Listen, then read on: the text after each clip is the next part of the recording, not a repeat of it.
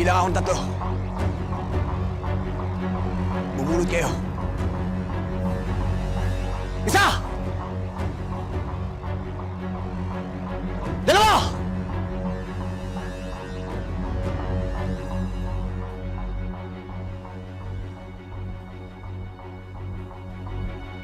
3! Sandali ka po! Sandali! Hindi ikaw ang pakay ko rito. Tumidiskarte lang ako. Hindi kami papalag sa'yo, Gabo. Alam ko may dala kayong mahahaba. Maniwala ka sa akin, Gabo. Mula nung napatumba mo ako, hindi na ako nag-isip na gumanti sa'yo.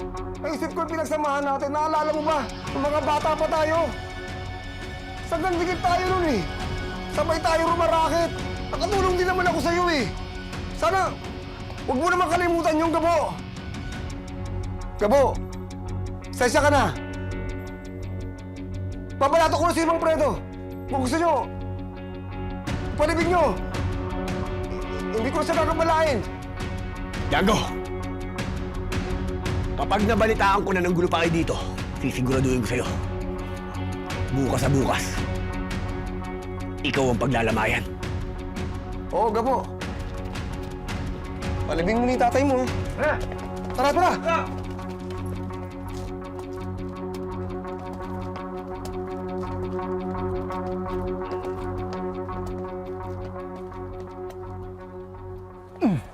Kala ko mapapalaban tayo eh. Uubusin ko sana yung bala nito sa katawan ni Django eh, ha?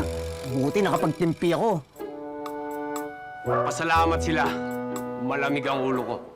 Swerte. Kung pinagsa-shotgun ko sila, sabog-sabog yung mga yon. Kayo, tumigil na nga kayo! Ang yayabang nyo, wala nang kalaban! Kayo dapat magpasalamat, di tayo pinatulan ni Django, kundi tayo yung butas-butas dito. Di kayo nag-iisip. Grabe, nilabas ako doon ah. Buti hindi bumalik sila Django. Kundi patay tayo lahat. May mga bakal pa naman sila Django.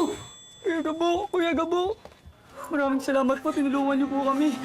Gabo, salamat. Papalibing ko na yung asawa ko.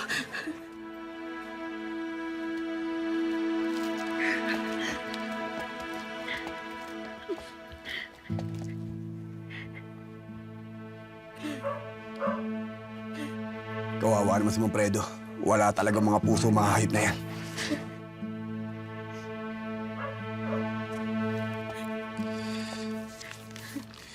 Aling Lourdes, pagpasensyahan niyo na po ito kabuli namin. Maraming salamat, Gabo. Ipalibing niyo na po sana si Mang Fredo. Salamat, Gabo. Salamat. Tara! Ano daw? Ano nakalukuhan eh? O, tabi. Ayaw lang ng bitawan yan, ah! Nag-aadab na puso